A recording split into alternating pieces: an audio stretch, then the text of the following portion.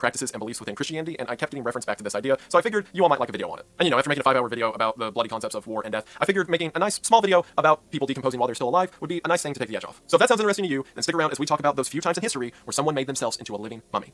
Right after we deal with, again, whatever crisis I'm having right now. But before we get into all of that, I want to talk about something important, like maintaining a healthy lifestyle. So I thought what we do today is we do a tour of my kitchen and pantry, and I'll show you all some of the implements I use every day to keep my body where it should be. So if we turn to our pantry first, we're going to have an assortment of vegetables, wheats, and other things that keep your body in focus. So as we can see, it's Magic Spoon. It's always Magic Spoon. It's Magic Spoon, man. It's just eat it with, and I have some get out. It's such a cake flavor. Are the cinnamon roll as well.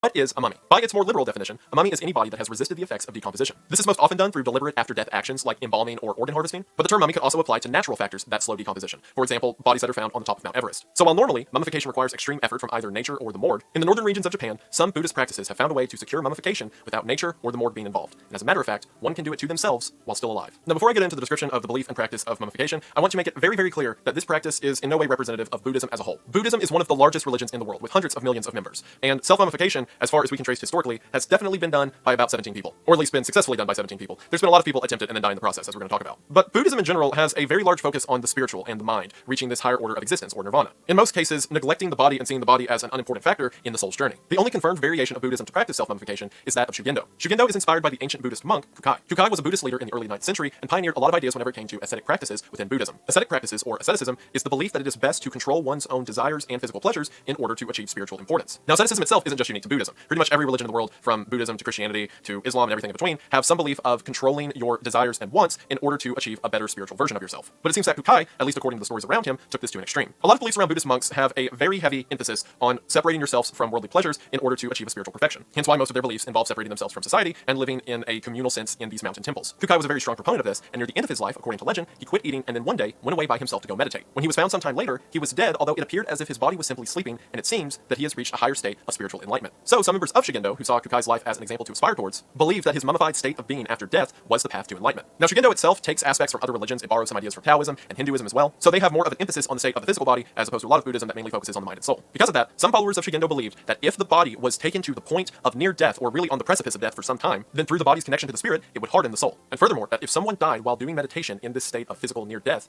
then their soul would be in a constant state of perpetual meditation. And if one of them was able to do this, they would reach the state of Buddha, or in other words, total spiritual enlightenment. The term for this, or the term for someone who went through the entire self-mummification process and came out the other side in this state of meditation or state of Buddha, was Shoku Shimbutsu, which effectively translates to Buddha while in his body. It seems that after Kukai, the first monk who attempted to do this was a monk named Shojin in 1081. However, it seems that, while despite starving himself, after death his body began to decompose. So the process became refined, and over the next several hundred years, occasionally, monks would attempt the process of self-mummification. So what was this process that allowed someone to stave off the effects of decomposition before they were even dead? Well, the process in most cases would take just shy of a decade to complete, and even then, attempts weren't always successful. The first step in the process was something known as mokujiki, effectively bringing down one's diet to the bare minimum to keep a human alive. This diet consisted of exclusively eating things foraged in the forest, like tree bark and pine needles and seeds. Spiritually, again, this was to bring down the body's form in order to elevate the spirit, but what it was physically doing is removing all fats from the body as well as starving out the bacteria within the body. See, the reason you decompose after death, negating outside factors, is because your body is full of bacteria that immediately begins to break down your cells as soon as you die. Pleasant thoughts for the night. So even if these ancient monks weren't aware of it, eating a diet of just pine needles and tree bark begins to starve out the very bacteria that would one day cause them to decompose. And while yes, you would technically survive on a diet of pine needles and tree bark, it would remove all energy storage in the body, so things like fats and muscles. And to the monks, this would all be coupled with meditation in order to elevate the spirit as the body begins to decline. They would do this diet for a cycle of 1,000 days, and if they felt that they were not yet ready for the final steps of the process, they would simply go into another cycle. Most often, they would continue on this diet for 3,000 days, or just over 8 years. It was also, as you can imagine, very common for people to die during this part of the process. If a monk died during these preparation stages, he would be buried and honored, but he was not declared to have reached Shoku Shimbutsu. After monks survived through however many cycles of the 1,000-day fast they decide to do, they would then elect to continue with the final steps of the process. The next step was a complete fasting of any food all at once. For 100 days, they would exclusively drink saline water and meditate. The only other thing that they would intake other than saline water was a tea known as Urushi tea. Urushi tea came from a sumac tree and effectively was made of the same materials that makes poison ivy poisonous. Drinking this tea made the body toxic to any outside composters that may come along, like maggots or worms. So if the process has gone successfully and, the person hasn't died yet, which was much more common than the process going successfully, but if the process went successfully, then all of the bacteria in the body have been starved out to where they can't decompose the body from the inside, and the body is now poisonous to any decomposers that come from the outside. Once all of this was done, the monk was then effectively buried alive. The monk would be placed into a pine box about 10 feet below ground, and the box itself was very cramped. It only allowed for a person to sit in the lotus position and not stand up or move too much. And after placing the monk in the box, a bamboo shoot was ran into the box itself to provide air, and the monk was given a single bell to ring every day to indicate that he was still alive. After that, the top of the box was covered with charcoal, and every day, the monks would walk by and listen for the bell to ring through the bamboo shoot. And of course, eventually, the bell would stop ringing. Some reports I read said that whenever the bell would quit ringing, they would remove the charcoal, check to make sure the monk was dead before they removed the bamboo shoot, covered up the box, and then sealed it off with stone.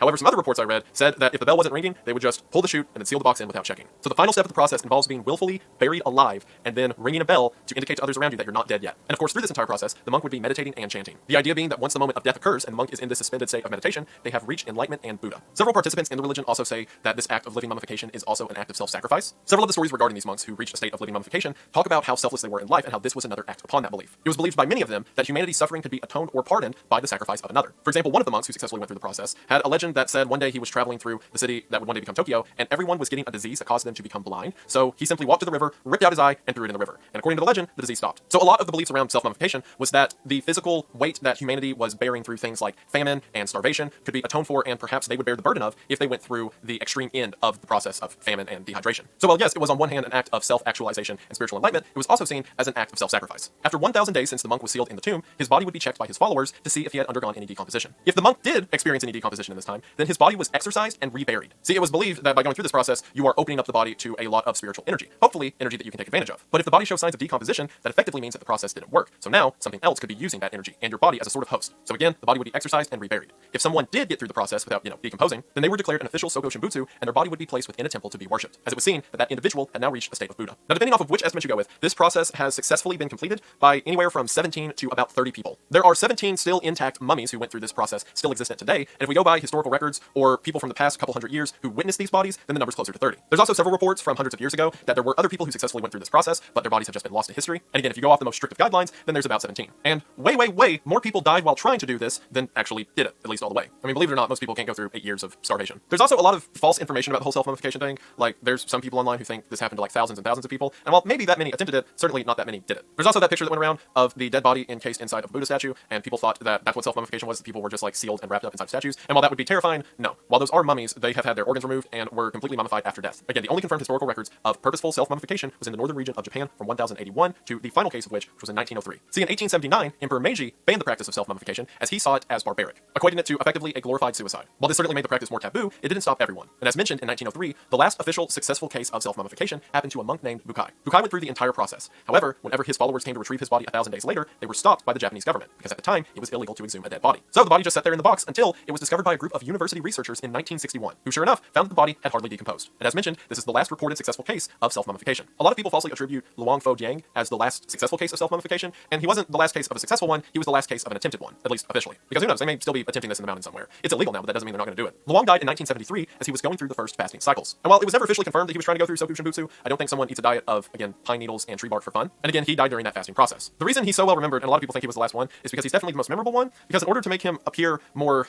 eloquent to visitors at the temple, and keep in mind, he didn't go through the whole anti-decomposition process, they artificially mummified his body later. So in the process, because apparently his eyes were sunken in and it looked bad, they just put a pair of sunglasses on him. So to this day, there's just a dead monk wearing sunglasses in a temple. That's fantastic. Perhaps the most successful case of self-mummification was Shin Yokai, who died in 1783. He was considered one of the most well-preserved bodies of this process. So within his case that he resides in, every 6 years, his robes are changed out. And the pieces of the old robes he was previously wearing are chopped up and sold as talismans, with people who buy the talismans saying that they contain some special supernatural property. And that leans back on one of the reasons that I find this so fascinating. The Buddhists of this region, and again, I want to emphasize, this is not indicative of Buddhism as a whole. Again, Buddhism is a very widespread and popular religion, and like I said, this was 17 people, so do not take their beliefs and apply it to anyone who is Buddhist. But there are other beliefs, like in some sects of Jainism or Hinduism, that do have a process for a slow or natural death. But in those cases, it's always because the person just wants to die, either from a physical illness or a physical pain that's tormenting them, or they simply have no reason to continue living, because in those cultures, suicide is seen as a bad thing, so if it is an action of inaction, like starving yourself, then it can be approved by religious leaders. But this, to my knowledge, is one of the only practices where someone who is otherwise in perfect physical or mental health can take on the process of self-starvation and mummification in order to achieve something greater than themselves. So much so that even after they die, like I said, their clothes are sold as talismans, because that is the power their form holds for going through that process. And I have to mention, it's such an uncanny resemblance to things like the Catholic concept of the incorruptible saints, and how there is this sacredness to a body that is not touched by the process of death or decomposition. It is so fascinating to me how different religions and beliefs throughout the world can have such wildly different ideas of existence and purpose and action and ministry, but every now and then there are these parallels that exist between them, between otherwise completely unrelated groups of people. And it's so cool, and it's so interesting to see. And this is obviously, as you can probably tell, to me, a very fascinating case and a very fascinating practice that I wanted to talk about. And hopefully if you stuck around this long, you wanted to hear about it too, and that's really cool, and I appreciate it. And I just want to say thank you for watching. This is a fascinating case. Like I said, I was reading about some of the more strange concepts in Christianity that existed, especially towards the Dark Ages. Which again, with what I was saying there at the end, like even the same time period, self-mummification would have been popular in the northern regions of Japan, like 14, 1500s, which was around the same time a lot of concepts like the miracles of the Catholic Church, or incorruptible saints, or I was reading about the concept of, oh man, what is it called? There's a thing that, am I gonna have to go get my notebook. No, I'll put text here somewhere. It is a process of burying yourself in a wall within like Catholic or Christian groups around, again, the Dark Ages, where they would entomb themselves in a wall as a sort of penance to God. And in some cases, in a sort of similar concept, they would go live on top of these towers so they wouldn't come down from it. And they just stay up there and preach all the time. And it's so weird to see acts of self-sacrifice as kind of, like I said, a penance in one culture happening